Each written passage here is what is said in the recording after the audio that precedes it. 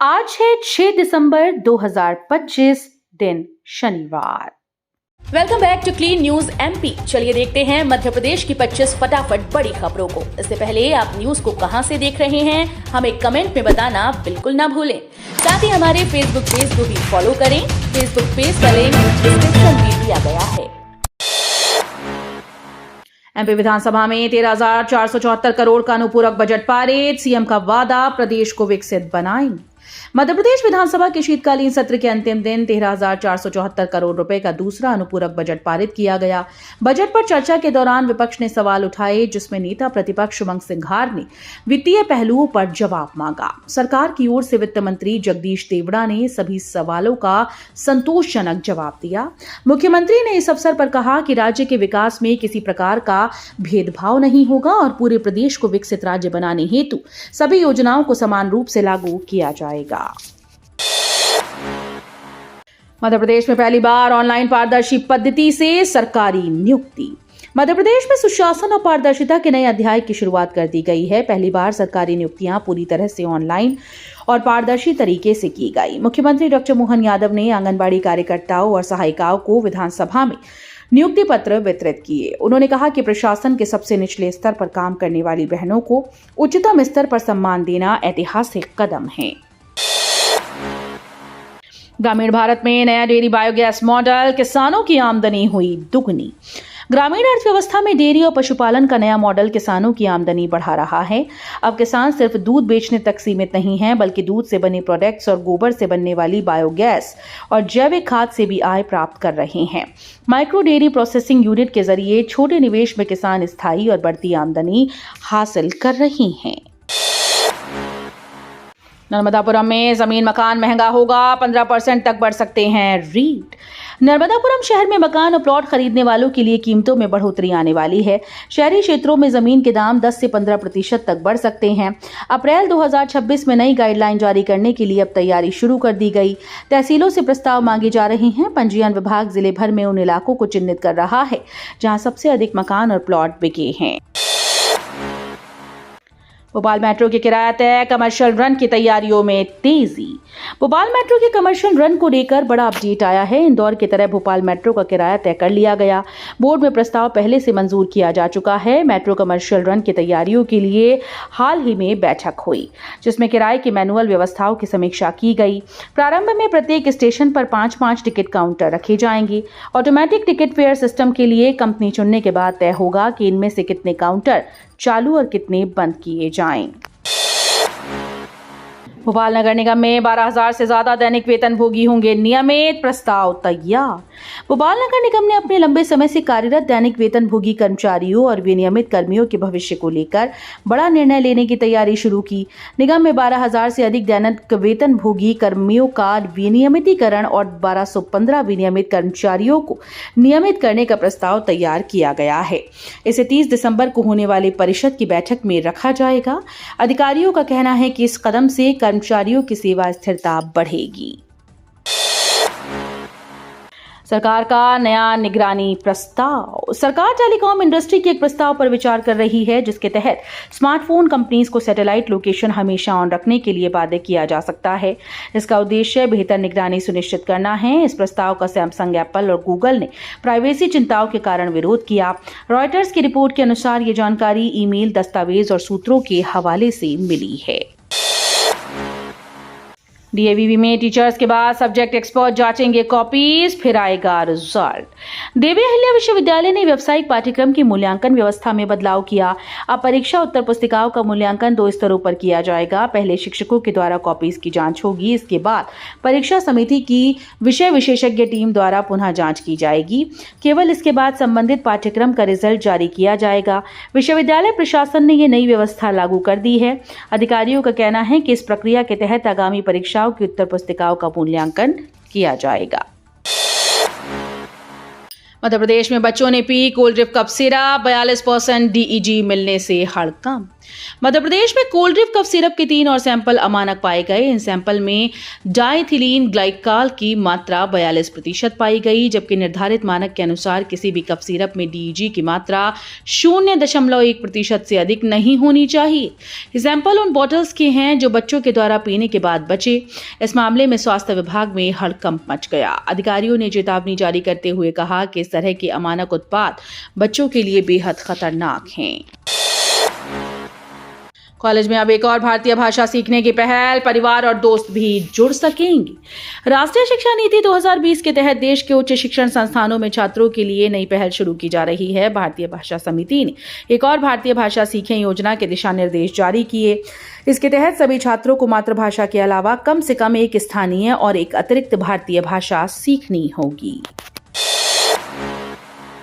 पराली जलाने में मध्य प्रदेश देश में पहले नंबर पर, किसान जागरूकता अभियान बेअसर। पराली जलाने के मामले में मध्य प्रदेश लगातार दूसरी बार देश में पहले नंबर पर है। श्योपुर जिला भी लगातार दूसरी बार सबसे अधिक पराली जलाने वाले जिलों में शामिल रहा। इस बार प्रदेश के 8 जिले टॉप 10 सूची में हैं, जबकि पिछले साल 4 और 2023 में 2 जिले शामिल थे। पिछले 3 वर्षों से रोक के बावजूद किसान पराली जलाने से नहीं रुके। मध्य प्रदेश विधानसभा में स्मार्ट मीटर की शिकायतें बनी मुद्दा, 33,000 से अधिक शिकायतें दर्ज। मध्य प्रदेश में सोलर पैनल से घरों की बिजली की जरूरत पूरी होने के साथ अतिरिक्त बिजली कंपनीज के लिए भी लाभकारी साबित हो रही है। पिछले 5 वर्षों में घरेलू सोलर पैनल से 5,406.68 लाख यूनिट बिजली निर्यात की गई। विधानसभा में ऊर्जा मंत्री प्रद्युम्न सिंह तोमर ने ये जानकारी लिखित जवाब में दी। वहीं सदन में स्मार्ट मीटर से जुड़ी शिकायतों का मुद्दा भी गरमाया, जहां अब तक 33,000 से अधिक शिकायतें दर्ज हो चुकी हैं। रतलाम कलेक्टर का ऑन द स्पॉट फैसला, गांव-गांव जाकर सुन रही लोगों की समस्याएं। रतलाम जिला प्रशासन ने 5 दिसंबर से प्रशासन गांव की ओर अभियान की शुरुआत की। कलेक्टर मिशा सिंह गांव-गांव जाकर लोगों की समस्याएं सुन रही हैं और मौके पर कई मुद्दों का समाधान कर रही हैं। शुक्रवार को शिवगढ़ क्लस्टर के बावड़ी, बासिंद्रा और देवगढ़ गांव में जन सुनवाई आयोजित की गई। कलेक्टर ने कहा कि जिन समस्याओं का तुरंत निपटारा नहीं हो सका, उनके आवेदन लेकर 8 दिनों के भीतर समीक्षा रिपोर्ट पेश की जाएगी। सीएम मोहन यादव का निर्देश। मुख्यमंत्री डॉक्टर मोहन यादव ने किसान कल्याण और कृषि विकास विभाग की समीक्षा बैठक में अधिकारियों को निर्देश दिया कि 1 बीघा से 1 लाख रुपए की कमाई करने वाले किसानों को सम्मानित किया जाए। बैठक में विभाग की 2 वर्ष की उपलब्धियों और नवाचारों का प्रस्तुतिकरण किया गया और आगामी 3 वर्षों की कार्य योजना पर चर्चा हुई। सीएम ने कहा कि लखपति दीदी के समान लखपति बीघा का लक्ष्य रखते हुए किसानों को प्रोत्साहित करना आवश्यक है। एमपी में 10 साल में 32,000 से ज्यादा स्कूल बंद, शिक्षकों और बच्चों की संख्या में बड़ी गिरावट। मध्य प्रदेश में सरकारी प्राथमिक और माध्यमिक विद्यालयों की संख्या में पिछले 10 वर्षों में बड़ी गिरावट दर्ज की गई। वर्ष 2013-14 में 1,14,972 स्कूल थे, जो घटकर 2025-26 तक 82,128 रह गए, यानी 32,844 स्कूल बंद हुए। इस अवधि में शिक्षकों की संख्या 2,91,992 से घटकर 2,33,817 रह गई, यानी 61,175 शिक्षक कम हुए। T20 ब्लाइंड महिला विश्व कप जीतकर घर पहुंची दुर्गा येवले, हुआ भव्य स्वागत। मध्य प्रदेश की बेटी दुर्गा येवले T20 ब्लाइंड महिला विश्व कप जीतकर अपने घर बैतूल पहुंची, जहां उनका भव्य स्वागत किया गया। दुर्गा ने पीएम मोदी से मुलाकात के अनुभव साझा किए और बताया कि प्रधानमंत्री ने उनसे पिता जैसा स्नेहपूर्ण अंदाज में बात की। रॉक्सी ग्राम के निवासी दुर्गा की मां ने जेवर बेचकर उन्हें पढ़ाई के लिए भेजा। दुर्गा ने इंदौर में रहकर क्रिकेट खेलना शुरू किया और अब विश्व कप टीम तक पहुंचकर देश का नाम रोशन किया। गर्भवती महिला के लिए संजीवनी बनी पीएम श्री एयर एम्बुलेंस सेवा। दमोह के हटा के लोहर्रा गांव में गर्भवती महिला के गर्भ में शिशु की मौत हो गई और शरीर में इन्फेक्शन फैलने लगा। परिजनों ने महिला को जिला अस्पताल में भर्ती कराया, जहां डॉक्टर्स ने स्थिति गंभीर बताई और उच्च स्तरीय उपचार की जरूरत जताई। तुरंत पीएम श्री एयर एम्बुलेंस सेवा को सूचित किया गया। प्रभारी डॉक्टर विक्रांत ने कलेक्टर सुधीर कुमार कोचर को जानकारी दी। महिला को एयर एम्बुलेंस से सुरक्षित भोपाल ले जाया गया, जहां उसे समय पर जीवन रक्षक चिकित्सा उपलब्ध कराई गई। कांग्रेस का आरोप, स्वास्थ्य शिक्षा और लैपटॉप योजना में बड़े घोटाले। मध्य प्रदेश कांग्रेस ने शुक्रवार को राज्य कांग्रेस कार्यालय में प्रेस वार्ता कर सरकार पर गंभीर आरोप लगाए। कांग्रेस नेताओं ने कहा कि स्वास्थ्य क्षेत्र में फर्जी जांच, स्कूल में बाल श्रम और मुफ्त लैपटॉप योजना में धन की गड़बड़ी हुई। प्रेस वार्ता में पूर्व मंत्री जयवर्धन सिंह, विधायक ऋषि अग्रवाल, देवेंद्र पटेल, मीडिया प्रमुख मुकेश नायक और NSUI के राष्ट्रीय प्रवक्ता विराज यादव मौजूद थे। बागेश्वर धाम में पहला हनुमान चालीसा हवन संपन्न, कर्ज मुक्ति हेतु अगला हवन तैयारी में। छतरपुर के बागेश्वर धाम में पहला हनुमान चालीसा हवन बड़े उत्साह और श्रद्धा के साथ संपन्न हुआ। इस धार्मिक अनुष्ठान में लगभग 1.5 लाख भक्तों ने भाग लिया। काशी से आए विद्वान आचार्यों ने पारंपरिक वैदिक विधियों के अनुसार हवन का संचालन किया। भक्तों ने हनुमान चालीसा का पाठ कर आशीर्वाद प्राप्त किया। धाम प्रशासन ने बताया कि कर्ज मुक्ति और समृद्धि की कामना के लिए अगला हवन दीपक और नमक के साथ आयोजित किया जाएगा। मध्य प्रदेश में कड़ाके की ठंड, 17 शहरों में पारा 10 डिग्री से नीचे, रीवा सबसे ठंडा। उत्तर भारत से आई बर्फीली हवाओं ने मध्य प्रदेश में कड़ाके की ठंड बढ़ा दी। गुरुवार शुक्रवार की रात भोपाल, ग्वालियर, जबलपुर और अन्य 17 शहरों में न्यूनतम तापमान 10 डिग्री से नीचे रिकॉर्ड हुआ। रीवा सबसे ठंडा रहा, जहां पारा 5.8 डिग्री तक गिर गया।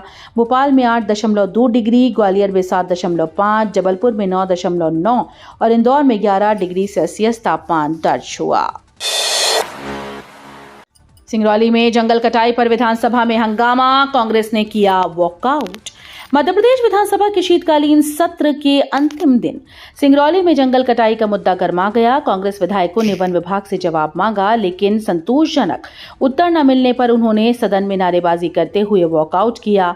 जयवर्धन सिंह और विक्रांत भूरिया ने आरोप लगाया कि 3 कोल खदानें अडानी समूह को देने के नाम पर भारी मात्रा में पेड़ काटे जा रहे हैं। इंदौर में 19 सड़कें होंगी चौड़ी, 75 मीटर तक की सड़कें जल्द शुरू होंगी। मध्य प्रदेश की आर्थिक राजधानी इंदौर में 19 सड़कों का चौड़ीकरण जल्द शुरू होने वाला है। इंदौर डेवलपमेंट अथॉरिटी ने अतिक्रमण हटाकर मास्टर प्लान की प्रस्तावित सड़क पर काम करने का निर्णय लिया। TPS 1 के खजराना में 18 मीटर, TPS 3 के लसूड़िया मोरी में 18, 50 और 75 मीटर, TPS 4 के निपानिया में 30 और 45 मीटर और TPS 5 के गांव की सड़कें चौड़ी होंगी। 14 फरवरी से शुरू होगा रुद्राक्ष महोत्सव। कुबेरेश्वर धाम में जुटेंगे 10 लाख श्रद्धालु। कुबेरेश्वर धाम में हर साल होने वाला रुद्राक्ष महोत्सव इस बार 14 से 20 फरवरी 2026 तक आयोजित होगा। कथावाचक प्रदीप मिश्रा ने इसकी घोषणा की है। आयोजनों में पिछली बार अव्यवस्था के कारण 15 से अधिक श्रद्धालु अपनी जान गंवा चुके हैं। इस बार DIG राजेश चंदेल और SP दीपक कुमार शुक्ला ने विठलेश सेवा समिति और पंडित मिश्रा के साथ बैठक कर व्यवस्थाओं को सुनिश्चित किया। इंडिगो क्रू संकट से इंदौर हवाई सेवाओं पर असर, फ्लाइट रद्द और रेल टिकट भी हो रहे हैं हाउसफुल। इंदौर एयरपोर्ट पर इंडिगो में क्रू मेंबर्स की कमी के कारण 26 उड़ानें रद्द हो गईं। इसके चलते इंदौर से दिल्ली का किराया 36,000 रुपए तक पहुंच गया। देश के कई बड़े एयरपोर्ट्स पर 500 से ज्यादा फ्लाइट्स प्रभावित हुई। यात्रियों की परेशानी बढ़ने के कारण वैकल्पिक रूप से रेलवे सेवाओं का सहारा लिया जा रहा है, लेकिन अब वंदे भारत, शताब्दी और अन्य प्रमुख एक्सप्रेस ट्रेन में सीटें तेजी से भर रही हैं।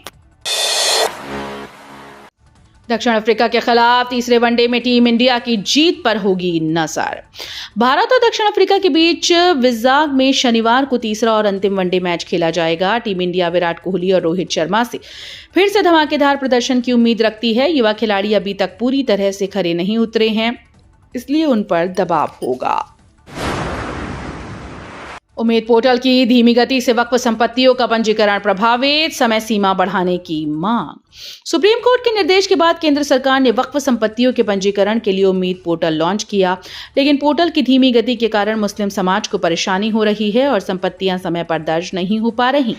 मध्य प्रदेश में लगभग 15,000 वक्फ संपत्तियां राज्य वक्फ बोर्ड में दर्ज हैं, लेकिन तकनीकी समस्याओं के कारण पंजीकरण बाधित हो रहा है। तो ये थी आज की 25 फटाफट बड़ी खबरें। अगर आपको न्यूज पसंद आई हो तो वीडियो को लाइक और शेयर जरूर करें। धन्यवाद।